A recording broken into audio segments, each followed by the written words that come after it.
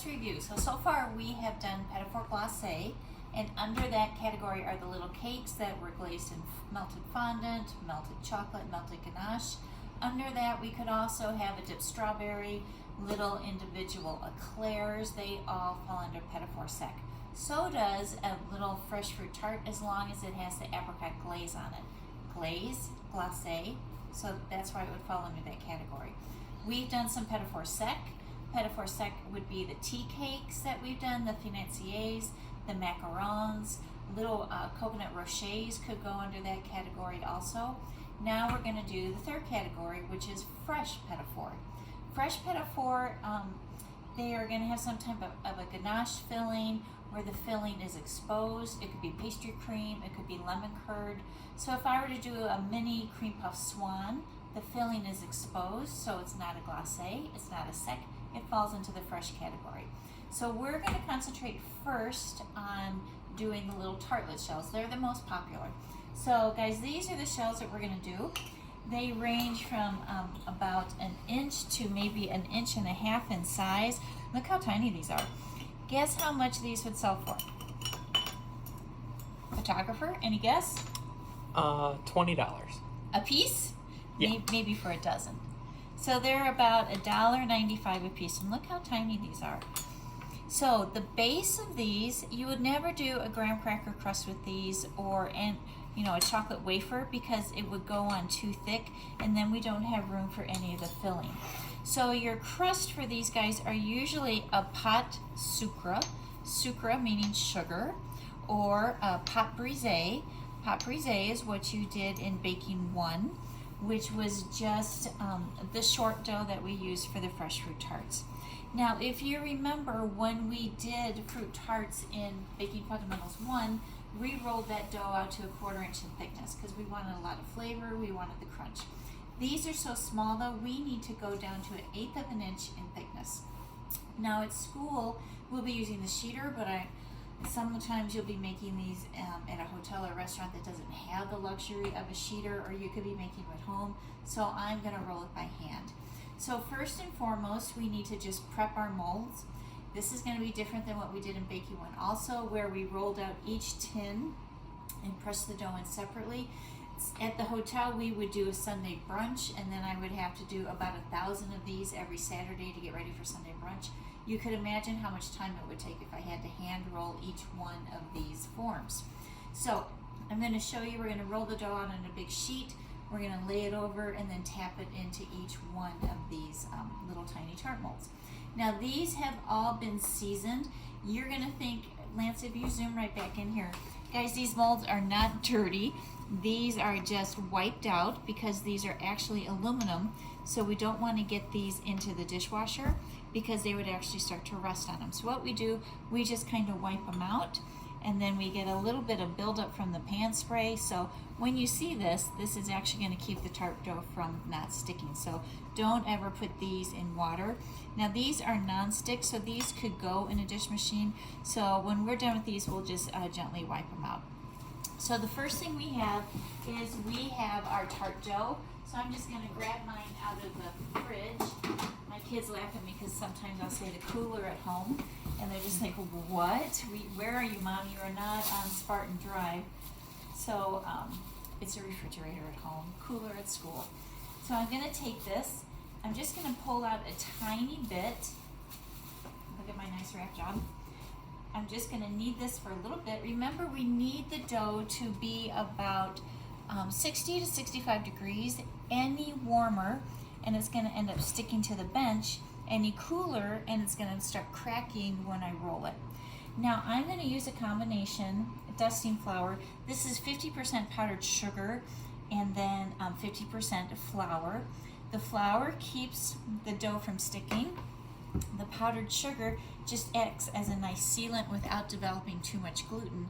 Because if you remember, pot sucre and pot brisé, we can re-roll it. It's very different than pie dough, which was a one-time roll.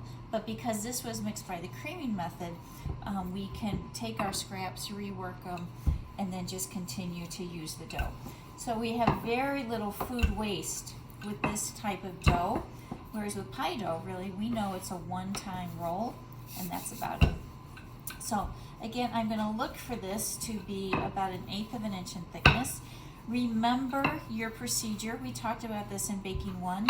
When you're hand rolling, you know, I see a lot of students go like this and then they roll all the way up almost to their elbows. When you start to have the rolling pin on your wrist, you're losing all your strength.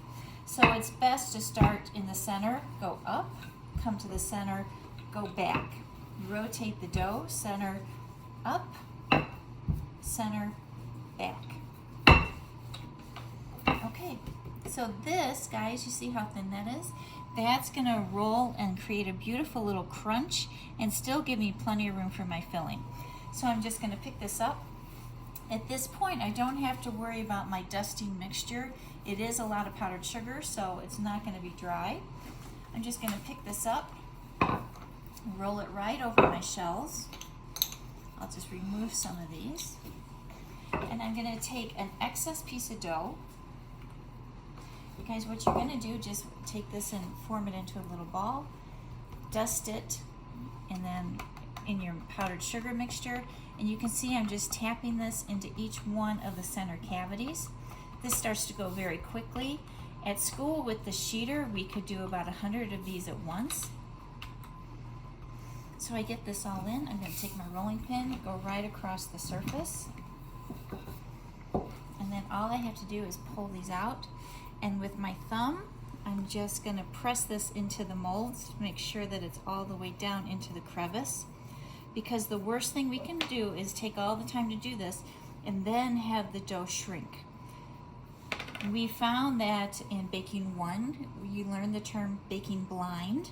Remember, baking blind is how we weigh down the tart shell so that it doesn't blister and it doesn't shrink.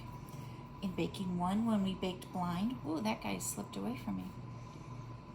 We would weigh it down. We put a little parchment paper in, and then you could do beans and rice. Again, if you were doing a lot of these, there's no way that a chef would allow you to put parchment paper and then beans and rice in every one of these. So I want to teach you the technique on how to bake blind when you do all of these little tart shells. Now you can see I missed one little section, so I'm just going to pick up a piece of dough, press that right in, get a little dusting flour on my thumb, and you can see now it's good to go. That will bake and no one will be able to tell that that tore on me. We can't do that in pie dough, but we can surely do it with tart dough. So this isn't taking too long. The next step I have to do is I have to splinter the dough, and all I'm going to do is take a fork. You can take a toothpick, you can take a bamboo skewer. We're looking to prevent this from blistering. So I'm just going to take and put a couple little dots on the bottom. No need to do the sides. All I'm looking to do is just prevent the blistering.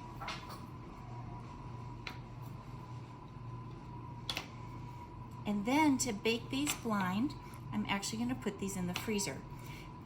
When we're at school, we have the blast freezer, so in about 5 to 10 minutes, we could go ahead and put these in the hot oven. But my freezer at home is going to take a couple minutes, so in about 30 minutes, I'm going to pull these out. And what happens when you bake something frozen blind, the outside of these molds heats up and it sets the side crust before the interior can have a chance to start to bake. So the sides are set, and then the last thing to be baked is the center of these tart shells. So because the mold is hot, side crust sets, it will not shrink down on us. So that's why I don't have to worry about taking the time to put the beans and rice in here. So I'm just going to take these, put them into the freezer. I'm going to come back to these in about a half hour, and then I'll show you how we're going to bake them, and then how we're going to prep them, and then how we're going to fill them. Okay? So just give me a couple minutes, we'll freeze this, and then let's come in and let's check our tarts. Look at these, guys. You can see there's no shrink. The sides didn't shrink. I'm just going to turn the oven on. And then let's go back to Baking Fundamentals 1, where we now have to protect the crunch of the tart shell. So in Baking Fundamentals 1, we learned that you need to coat the baked dough with either chocolate or cocoa butter. We're going to do cocoa butter because cocoa butter is just going to melt and then it goes clear. So if at some point I end up having the cocoa butter go over the edge of the tart shell, you won't see it. Whereas with chocolate, you know, if I were to paint it and it went over the edge, it would start to look pretty sloppy. So right when they came out, you can see this one's already melted. I'm gonna just let the cocoa butter melt. I'm gonna take my pastry brush and I'm just gonna make sure that I have cocoa butter all along the bottom. Look how quickly that just melts in. And then you would never know that I've done it. And this will create a moisture barrier. I know I've said this before, but remember, chocolate is the only food on the planet that doesn't have natural water on it. So when something has moisture and chocolate tends to put up its protective shield. So cocoa butter is the part of chocolate that's going to give it that protective like shield so that nothing can penetrate into this tart shell and make it soggy, so that it will always be crisp. So it's the natural cocoa butter that's going to protect this. And look, see, now you could never even tell that I went ahead and I painted these. So I did that when they first came out. Tart shells are a little hot. You can see me, I'm being kind of ginger with them. And I'm going to let these cool for about 4 minutes. Then we're going to pop them out and then we're going to fill them. I don't want to start to fill these, one, when they're still in the shell, because I don't want to ruin the piping that I'm going to put in there. I don't want the filling to start to flow over. And I don't want to crack them. So they're still a little bit delicate when they're still in the shell. And I want to make sure the cocoa butter is completely cool. So 4 minutes, we're going to check back. We're going to pop these out, and then we're going to start to garnish. We're going to do a classic fresh fruit tartlet, but instead of pastry cream, we're going to do ganache, because ganache has a longer shelf life than pastry cream. So I could actually fill these shells, freeze them, refrigerate them for several days, pull them out, and then I could put my fresh fruit garnish on. So it's a little bit more shelf stable if I do the ganache as opposed to pastry cream. So I'll show you how to fill these in just a second. Hey guys, so my tart shells are cool because you can see I can actually pick up the shell. So all I have to do is just loosen an edge, and look, they pop right out. I'm going to save these round ones for another one that we're going to do. So this is what we're going to do. We're going to do those passion fruit ganache with a little of the fresh fruit. So here's our finished tart right here. They're beautiful. But what we want to do first is pipe in our ganache. And you'll notice I'm going to kind of trick the eye, because sometimes, you know, on the sheeter we won't have that problem of rolling the pâte brisée nice and even. But when you do it by hand, you know, sometimes your body can bend and push down one side a little bit more than the other. So you can see I'm outlining it first, and then I'm going to come back and I fill it in. So this one's a little bit deeper. Tap down so the ganache goes smooth. This one needs a little bit more. And then I'm just going to let this ganache set up for a minute, because then I want to start to arrange my fruit. So what we're going to do today, we have some blackberries. Now blackberries are, because they're not hothouse anymore, they're really starting to grow naturally. Look how long they're getting. So what I did, I actually cut down the length a little bit and then I sliced it in half. I have raspberries, we have blueberries, we'll have some kiwis, and we have some strawberries. Now strawberries, as you can see, are growing quite large, again, just like those blackberries. So you can imagine putting this on this tiny tart shell. So what I did, I took my knife and I just trimmed it. I cut, you know, about a 1/2 inch off, and then I started to slice it thin. But you know what this is? This is wasted food cost. So what I would do with these pieces of fruit, I'm going to hold them, and when we make jams and jellies, I'm just going to dice these up and put them in a jam and jelly. If it wasn't on my, you know, my production list to do jams and jellies, I could just easily do a strawberry coulis or make strawberry sauce and freeze it. So what I'm just trying to say is nibble as much of these little tops as you want. When you're done, we need to use them so we don't run our food cost high. So, you know, coulis, sauce, jams and jellies, it'll be perfect. Okay, so here's my first one that I filled. It's time to start to arrange. So I'm just gonna do my tallest one. I'm gonna put that in the back, And here's where, you know, your own little personal style can build up however you want to start to build these. I'm just trying to break up my light colors. So you can see I'm going to put the blackberry right there. I'll put a blueberry here. And I have one plaquette. I'm going to stick this right in the middle. The plaquette is just chocolate. We learned how to do that. So I'm going to fill a couple of them. Then I'll come back and I'll put a little gold leaf on. And then I'll dust with a little powdered sugar. And when I powdered sugar, I'm going to go high again, not like a snowstorm. Are my big hands in the way? I think you probably can't even see what I'm doing because of my big man hands, but here we go. Wrigley's here. Wrigley made it. Wrigley, Wrigley. Hi, baby. Hi, honey. Buddy's here. This is Buddy. Now you can see the whole Johnson family. They're out in force today.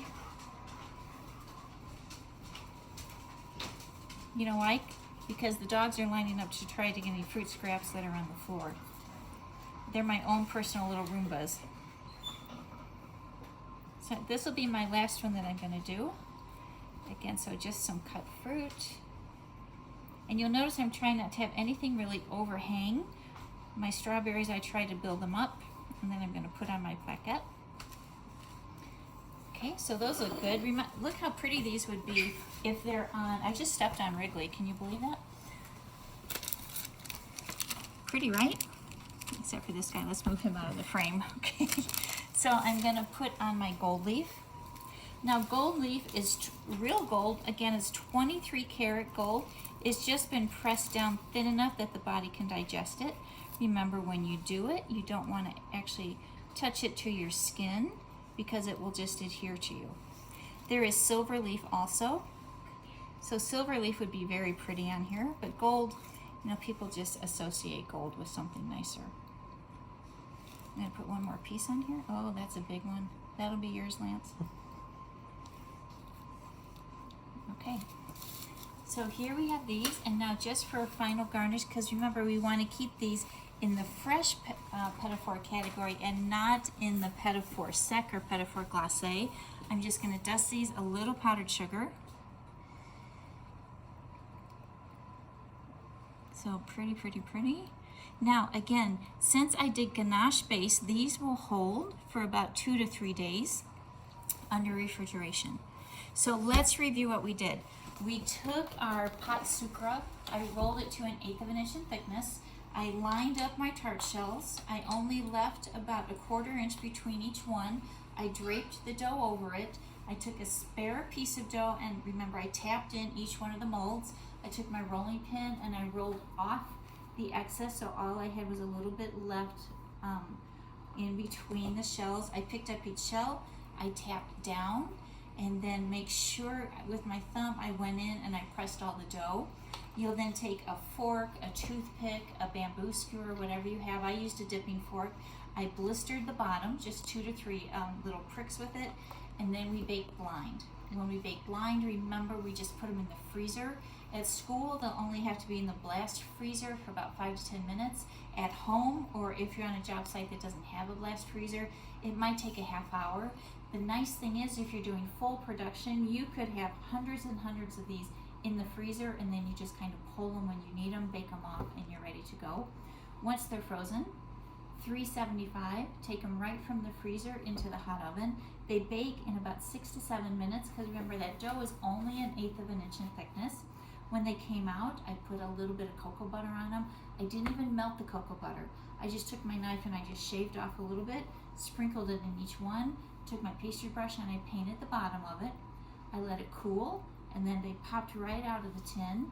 I put my ganache in. My ganache was about 100, 110 degrees. I piped it in. Remember, I outlined it first just to fool the eye, and then filled it up, tapped it down. I let it set just a couple minutes. I still need it tacky. I just don't want it so fluid that when I put in my fruit, the fruit sinks. You want it to be able to hold the fruit height. So I arranged my fruit. I put a plaquette down. You could do chocolate spaghetti, which we'll learn in Patisserie 1. I put a little gold leaf down, and then I dusted with some powdered sugar. Now I'm going to set up, and we're going to do another tart with just liquid ganache and then we'll do a nice little piping. You'll see these quite often too in patisseries and on tea trays, because then my food cost is a little bit lower still because I'm not dealing with fresh fruit. Okay, so I'll get set up and then we'll come back and I'll show you a different tart. So the second half of the night we're gonna do, after we do our fresh fruit tartlets, we're gonna do some with just some fluid passion fruit ganache. So the secret is, again, I want the ganache to be nice and warm. So look how silky it's going on. Again, I wanna fool the eyes, so I'm gonna go pretty slow. And in the PowerPoint, you see that I asked you to have it fluid so that we could tap it, so then it goes very smooth across the surface. Now this tart shell has a little bit of bubble to it. So again, I'm gonna bring it up. And I'm hoping to just fool the eye. See, now you would never know. Tap again. And then you're gonna let these set up. Now, what we wanna do is just offset to get a little bit of color pop. So with some chocolate, we're gonna come back and we're just gonna pipe a pretty simple design, going right back to Baking Fundamentals 1 where we had to do some piping. So I'm gonna come back and I'm just gonna do, the piping can really be whatever you want it to be. It's gonna be completely up to you. It's not my best work. Let me see what that looks like. Yeah, well, you know, we can't win them all. And then I'm going to put a little piece of apricot on here because apricot and passion fruit go beautifully together. And then I'm just going to put a silver dragée on here right up at the top. And I'm just going to let these set up and I'm going to continue to pipe. And look, I'm going to put them right over here on my petit four. There we go. See, my first piped one was better. So I'm going to come back and pipe this and get my mojo back after these have set up. Now, we always want to mix colors, so I also have some lemon curd because, you know, not everything can be chocolate, not everybody likes chocolate, and lemon curd falls right into the fresh petit four category. I could do this, you know, I just, again, baked it. I put cocoa butter down, and then I filled them. I let it set a little bit. Now, I could use meringue to put on the top of this, or I could do chantilly cream. But I have a plaquette, and if Lance will show you what it looks like on the tray, you can see I have it actually up and floating. So once the lemon curd has set a little bit, I'm going to come back and put just the tiniest little bit of a rosette of cream there. And then I'm just going to elevate this so it will stand at a 45-degree angle, very much like those flourless cakes that we did. So again, this again is just a chocolate plaquette. I'm just going to prop this up. Okay, Lance, they can go on the tray, if you wouldn't mind. Now these aren't quite set yet, but when they do, I'll come back and all I have to do then is just pipe my design. And look how pretty, just 3 of them, honey. Look how pretty our petit four, fresh petit four plate is starting to look. Now, we will have a little bit of time on night class because it won't take long to do this. So I want to teach you guys how to do a tuxedo strawberry because strawberries are just coming into season and people love, love, love a tuxedo strawberry. Especially, you know, we do have wedding season, so these are nice to do on your dessert buffet. So I started one. So the first thing we do is we take our white chocolate because we have to create the shirt. I'm just going to stir this up. Now take a clean strawberry, but what I don't want you to do is wash the strawberries. If you wash the strawberries, they have a tendency to mold very quickly. You treat them very much like a mushroom. If you see any kind of dirt, just take a damp towel and just wipe the dirt off. So you'll notice that I'm coming in at a 45-degree angle. I'm just tapping it off and I'm swiping the bottom. So I'm just going to let that set. So when you look at the back of it, there's very little chocolate there. Okay, now once these strawberries are done, people don't realize that dipped strawberries should never go under refrigeration. Chocolate doesn't like the humidity in the fridge, so the chocolate will start to peel away from the strawberry. So these are usually just done really the day before or the day of, never a couple days out, because it will be too much, and the strawberries won't have good flavor anymore, and they won't look good. Now I need to create my tuxedo, and that's my V. So I'm going to take my chocolate. By the stem, I'm going to dip my bowl just a little bit. Let me move my spatula. and I'm going to go at a 45-degree angle, 1. I'm going to tip the other direction, 2. Tap out, draw it against the back of the bowl, and there's my tuxedo shirt. So I'm going to come back, 1, 2, perfect. And let me show you, I'll grab a strawberry, so we're on commercial break for 1 minute, and I'll show you how to do a bride, okay, because people love to see the bride. I'm not done with these yet because I still have to do the bow tie and the buttons. So we're on commercial. Let's show you how to do the bride. So you're going to take just the straight white chocolate. Again, remember these only last 1 to 2 days. I'm going to set this down. Try to have your strawberries at room temperature too, because if your strawberries are cold, again, it's going to trap the condensation, and then they could start to mold underneath that chocolate. Now I'm going to come back and do the dress pattern. So I'm just going to do a little zigzag, just a little cross. And to make her sparkle, because you know brides have a lot of sequins, we're going to put a little bit of edible glitter on there. That's our bride. If you wanted, you could come back and you could pipe a little bit of a necklace. So just cross movements. Edible glitter. Edible glitter is really popular now. It actually comes in a lot of colors, but you can see it just gives you a nice little shimmer to the berry. So now I want to come back and finish my tuxedos. So if you'll swing around this way, if you wouldn't mind. So I'm going to turn this. So what I want to do first is pipe my bow tie. Can you see that, or is my hands in the way? We can see it. Okay. So I'm going to outline my bow tie. Fill it in. And then my buttons, 1, 2, and 3. Now you notice I don't have a tip in the bag. That's because the tips are usually stainless. If you have a plastic tip, it would work. But stainless tips, they make the chocolate go cold, and then it will just season the tip. So that's why I have just cut the smallest hole in my pastry bag. My buttons, there we go. And one more set.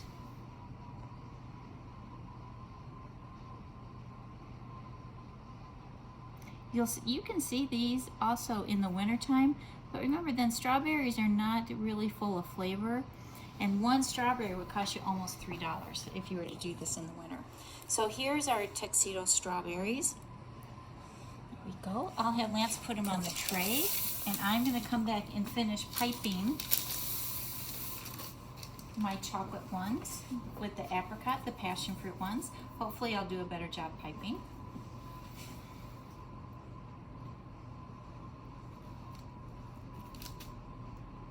Oh yeah. Took me a minute, I got it.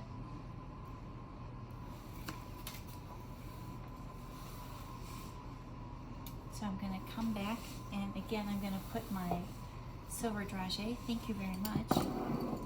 I'm going to put my apricot here.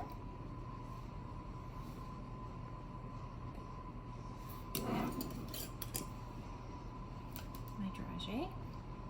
Get in there.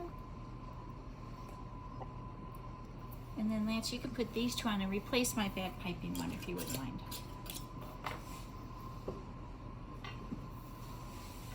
Okay, so this is what we're doing night 1 of Fresh Petit-Four. So we'll be doing the fresh fruit tartlets with the ganache. We'll be doing passion fruit that has the apricot on it. If we have lemon curd and we have some time, we'll do some lemon curd with the plaquette.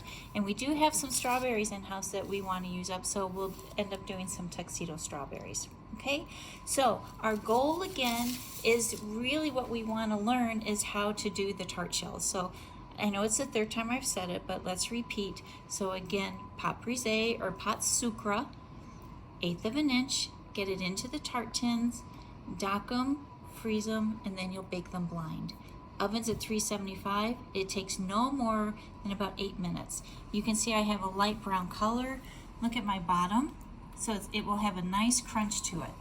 And then when they come out of the oven, go ahead and put the cocoa butter on them. You could do chocolate, But sometimes with chocolate, if you paint it up and over this lip, it does start to get a little bit messy looking, so we don't want that. So I cocoa buttered. I took my pastry brush and I just brushed the cocoa butter and then let it sit, remove from the shells, and then go ahead and fill. Okay? So again, night one, we'll get fresh fruit. We'll do the passion fruit. If we have any lemon curd, we'll do those. And then we will do some tuxedo strawberries. So that'll be our first night. Okay, guys? All right.